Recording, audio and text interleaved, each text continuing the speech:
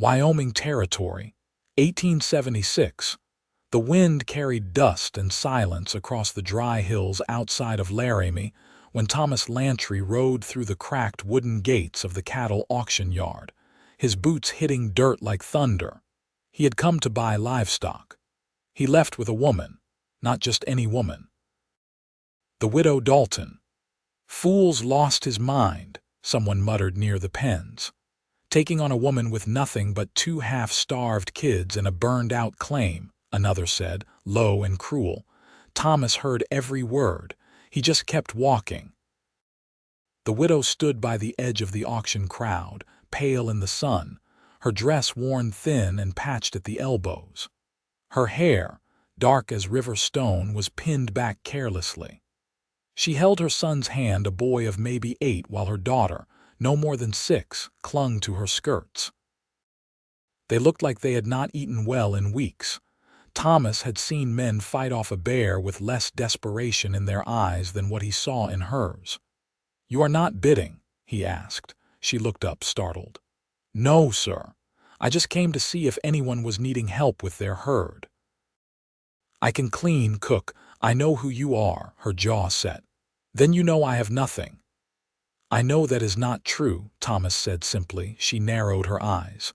"You do not know me. No, but I have seen enough of you to know what kind of woman you are." She didn't answer. Her son looked up at Thomas, eyes wary. The girl peeked out from behind her mother's skirt. "Name is Thomas Lantry. I have a ranch 20 miles west. It is not much, but it is mine. I have a cook who left last week and a bunkhouse with more dust than men. I could use the help."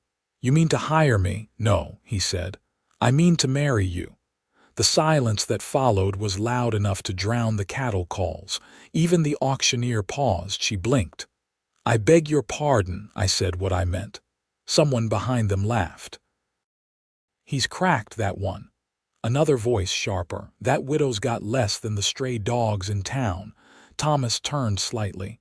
"You done?" The man snapped his mouth shut. The widow looked from him to her children. "I am not looking for charity." "Good," Thomas said. "Because I am not offering it." She hesitated. "You do not know what you are getting. I know you buried a husband last winter and still showed up every week to wash clothes for the doctor's wife. I know you walked 2 miles into town with your children just to sweep out the church for free. I know you keep going. That is enough for me." She stared at him, her eyes wet but hard. "My name is Delilah Orwin." He tipped his hat. "Pleased to meet you, Delilah." She lowered her gaze. "And these are my children, Peter and Penny." Thomas looked at them, kneeling down beside the boy. "You like horses, Peter?" Peter gave a quiet nod. "Well, I got 2 barn cats and a mare that likes apples. You think you can help me feed her?" Penny peeked out again. "Do you have chickens?" "I do," he said, smiling. "And one of them is mean." "You might need to be the brave one." Delilah's hand tightened on her daughters. "We do not have anything to bring." "You have yourselves," Thomas said. "That is what I want." Delilah looked at her children, then back at him. "All right," she said softly. "We will come." The ride to his ranch was slow. Thomas let Delilah and the children ride his wagon while he rode beside, watching the road and the sky. The wind was light, the sun not too hot. It felt like the kind of day something new could start. They reached the small ranch house by evening. It was plain but strong, 2 rooms and a porch that faced the west.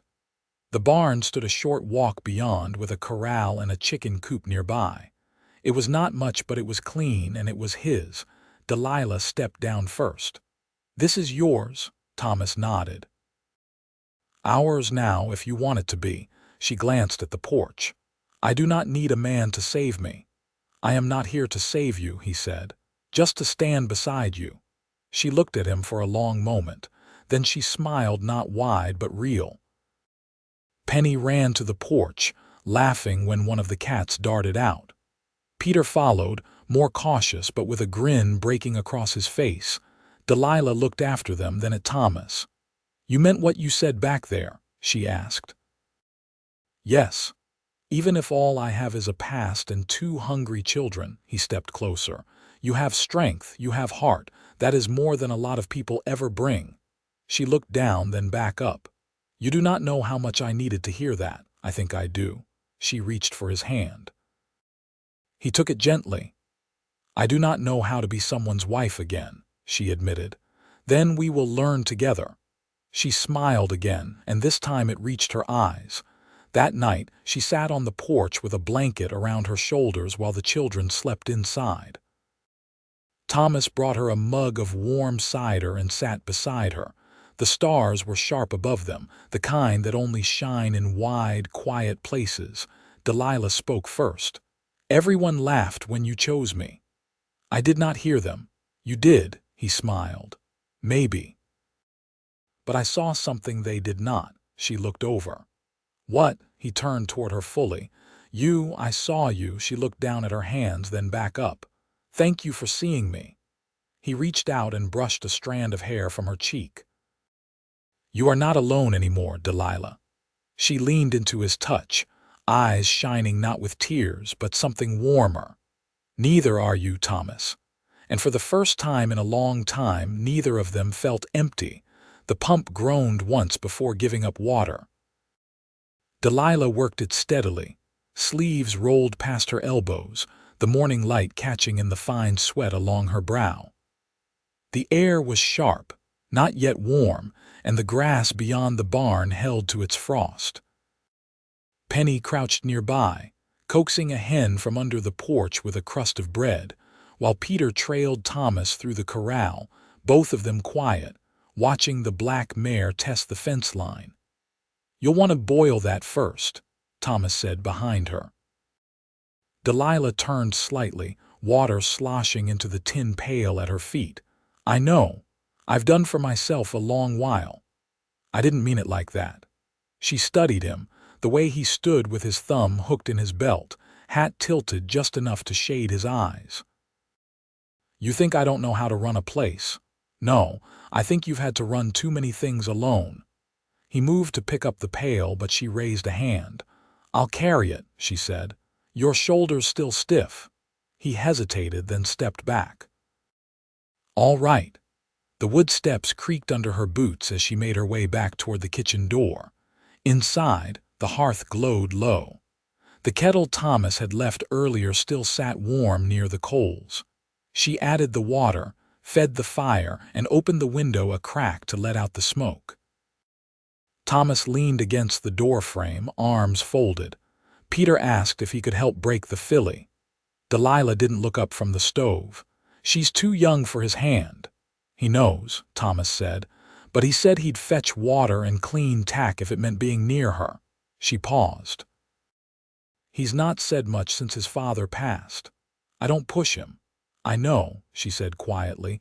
Penny burst in, her cheeks pink. Mama, I found an egg. It was under the old crate. Delilah crouched to brush straw from her daughter's dress. You keep your hands steady then. Don't go dropping it like last time. I won't, Penny said, clutching the egg like treasure. Thomas stepped aside to let her pass. You've got a sharp one there. She's always been bold, Delilah said, straightening. He studied her for a breath. You ever think on what you want now that you're not having to just survive? Delilah's hands stilled on the table. What I want, not just what you need. She looked at him, uncertain. I haven't thought past next week in years. Maybe it's time. The kettle began to hiss. She turned away. Later, with the children outside and the dishes drying on a cloth, Delilah found herself alone with Thomas again, mending a tear in one of Peter's shirts. He sat at the edge of the porch, a whetstone in his hand, working slow circles along the blade of his jackknife. I should tell you something, she said. He glanced up, waited. Before my husband died, we were going to leave. Head for Oregon. He had family there. He thought we'd do better. Thomas set the knife aside. Why didn't you? He got fever, fast and bad. After that, I couldn't see 10 feet past the day in front of me. He nodded, slow. You ever still think of going? I don't know. I stopped thinking of places as better or worse. just quieter or louder. This place quiet enough. She looked out toward the fields where the wind bent the dry grass. It's different, it's not empty. Thomas didn't speak for a long while. Then, I've got an old map inside, shows the first trails west. My father marked it before he died. I used to trace it with my finger, thinking I'd follow it. Why didn't you? The land I wanted was here.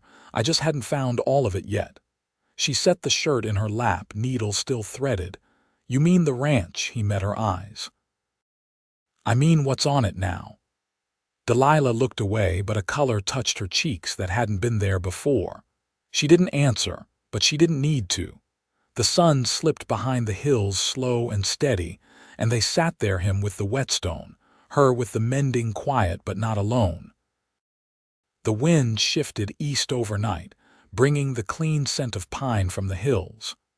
By morning the air had turned dry and brittle, and the horses stood with their heads low, sensing weather. Delilah didn't mind the cold. It made the world feel sharpened, like everything unnecessary had been swept clean. She stood behind the barn, a sack of flour balanced against her hip, waiting as Thomas secured the last of the canvas tarps over the wagon bed. You sure the trail's clear past the ridge? She asked, adjusting the sack.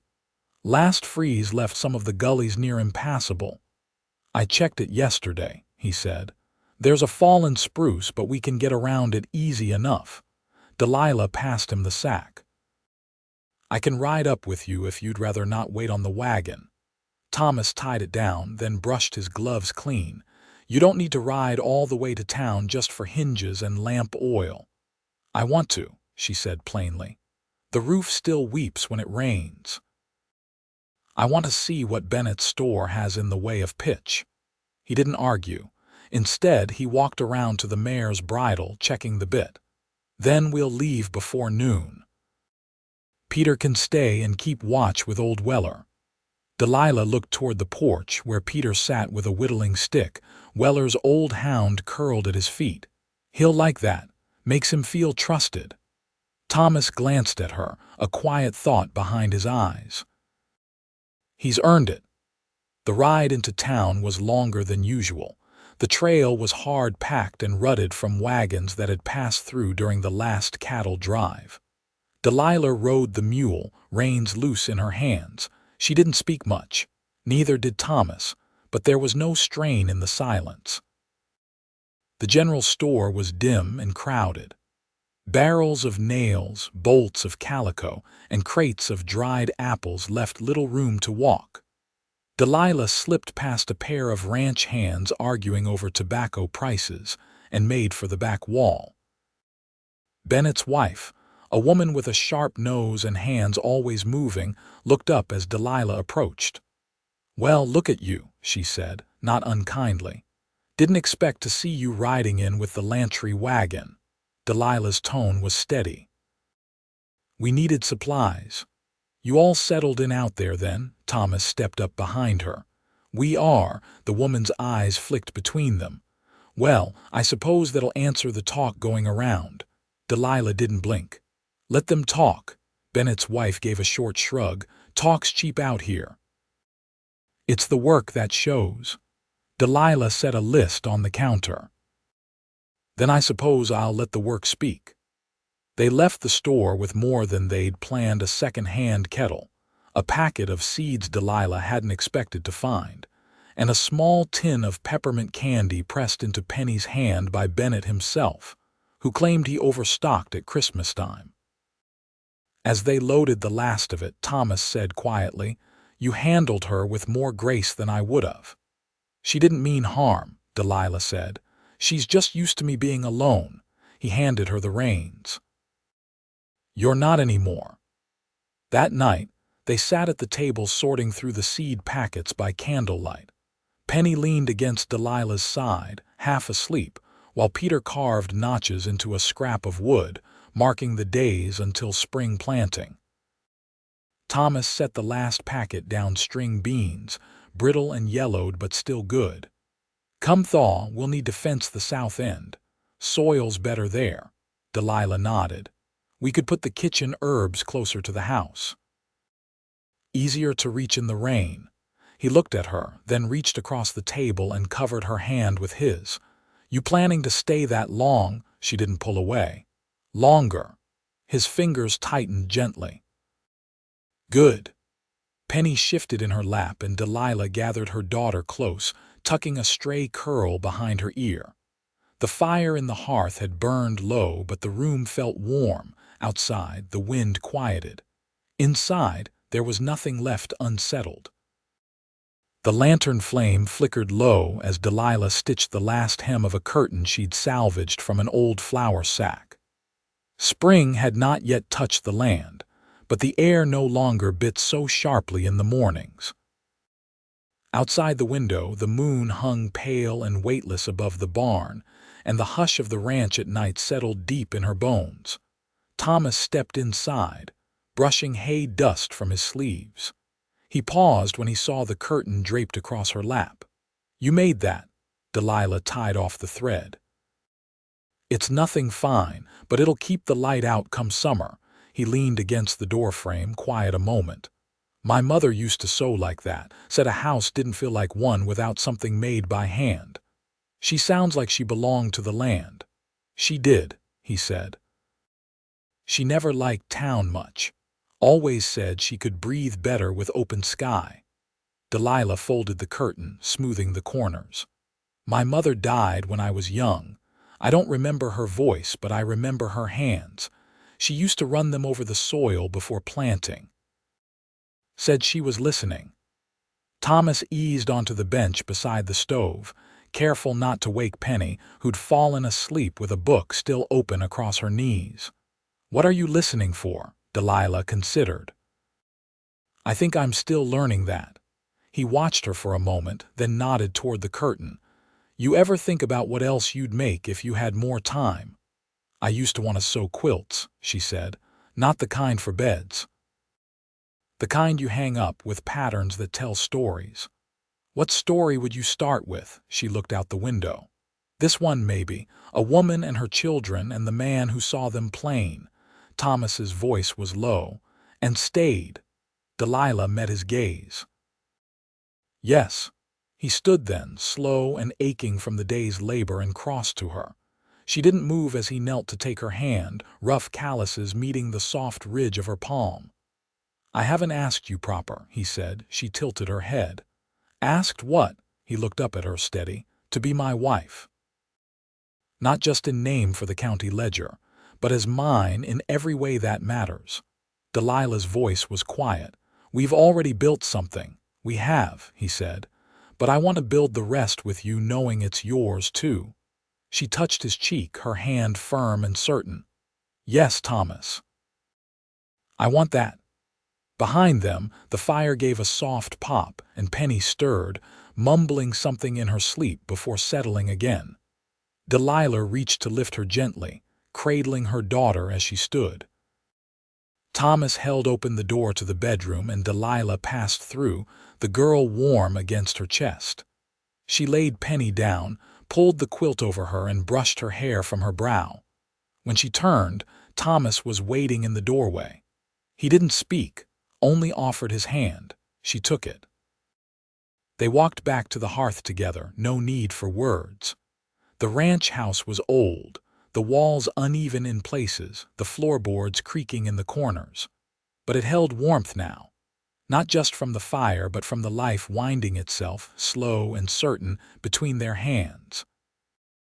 Thomas poured 2 tin cups of warm cider and passed her one. They sat, shoulder to shoulder, no rush in them. Outside, the cattle shifted in the distance, and the wind moved through the dry grass like breath. Delilah tipped her head against his arm. No one laughs anymore. They never saw what I saw, Thomas said. She smiled. That was their mistake. He looked down at her, his voice low. No. That was my blessing. And under that quiet roof, with the fire low and the night wrapped safe around them, they knew they had come through the worst of it and found something worth keeping, something steady and soft and strong. The last of the meltwater had drained into the creek beds by the time Delilah stood at the edge of the east pasture, skirt hem catching against the brittle weeds that hadn't yet greened. The land was soft underfoot, rich with promise. Thomas was a dozen steps behind, hauling the last of the split cedar posts for the fence line. Peter trailed him, hammer looped through his belt, lips pressed in quiet purpose. Delilah held the string taut as Thomas drove the first stake. The boy knelt beside him, watching every movement with a patient sort of hunger, not for food, but for knowing. "Don't set it too shallow," Thomas said, not unkindly. "The wind out here'll lift it clean before summer." Peter nodded once and reached for the next post. Delilah stepped back, brushing a hand across her brow. "You want me to mark the corner?" Thomas looked up. "You trust your eye. I've been marking corners since before Penny could walk." He gave a short nod and she walked to the stake line's end, setting a rock to keep the string from shifting. She didn't look back until she heard Thomas's voice again, quieter now. "He wants to build something," Thomas said, watching the boy. "I see it in him." "He never had the chance to before," she answered. "Everything was about getting through." Thomas handed Peter the maul. "You think you're ready?" Peter tested the grip, then drove the stake with both hands. The sound rang true. That night Delilah sat at the table, unfolding a scrap of paper she'd kept tucked in her sewing basket. It was a seed catalog sent from a place over the mountains. The pages were thin, the ink smeared in places, but she traced the names of things that hadn't grown here in years: chicory, marrow pea, gooseberry. Thomas sat across from her, rubbing his thumb across the edge of a weathered ledger. "You thinking of ordering? There's a woman in Rawlins who said she could post it for me, said she's had luck with yellow squash even in dry years." "How many rows you planning?" "6, maybe 7, if we can keep the deer back." He leaned forward. "You want me to string tin from the old roof?" "Sound keeps them out." "I'd like that." She met his eyes. "I want to try drying herbs this year. Maybe sell bundles at the station once the trains start running regular again. You think we'll have enough water for it?" "There's a spring down behind the orchard. I checked it yesterday." "Still runs steady." Thomas's mouth curved slightly, not in laughter but something deeper. "You've thought this through." "I didn't know I'd want to stay this long," she said, "but I do. And I want to make something of it." He reached across the table, not to take her hand, but to set his palm flat beside hers. "Then we'll build it together." In late May, they stood beneath the cottonwoods near the stream where the ground stayed cool and shaded. Penny scattered wildflower petals from her apron, while Peter held the small wooden ring Thomas had carved from a splinter of ash. The preacher from Laramie read from a thin leather book, voice steady over the rustle of leaves. Delilah wore a dress of soft green, sewn from fabric Thomas had traded for in town. Her hair was pinned in a twist at the base of her neck, the same way her mother used to wear it when she sang while hanging laundry. Thomas stood beside her in a clean shirt, sleeves rolled just once at the cuff, his eyes never leaving hers. When the vows were spoken, they didn't need to be loud. The words found their place between them like stones set into earth meant to stay. After everyone had gone and the children were asleep, Thomas lit the lantern and sat beside her on the porch. The air held the hush of warm dusk, and the scent of blooming sage crept through the stillness. "You worried before," he said, voice low, "about not knowing how to be someone's wife again." "I remember." He reached over, brushing his fingers against her wrist. "You've built this place into something I never could have on my own." Delilah leaned into his touch. "You gave me room to. You gave me reason." They sat without speaking for a time, then she turned toward him, her voice steady and sure. "I love you, Thomas." He met her eyes. "I've loved you since the moment you looked me straight on and didn't flinch." She smiled and leaned in, and he met her halfway. The kiss was quiet, full of the days they hadn't needed to speak, the nights stitched together by trust, the mornings where nothing had to be earned except each other's nearness. Years passed, but the rhythm of their life held. The garden grew tall and tangled, full of bees and breath. The barn took on new siding, then a second stall. Penny learned to read the weather by the bend of grass, and Peter started breaking colts with a gentleness learned not from fear, but from watching a man who never raised his voice to control a thing. And Delilah, once a woman with nothing but her name and a pair of children to shield, walked each morning with her head high and her hands full of soil, of harvest, of love that never asked her to be less than she was. The land didn't change much. The hills still held their silence. The wind still came hard some nights. But inside the house, and between two people who had chosen each other not out of desperation, but out of quiet, earned devotion, there was peace, and that above all held.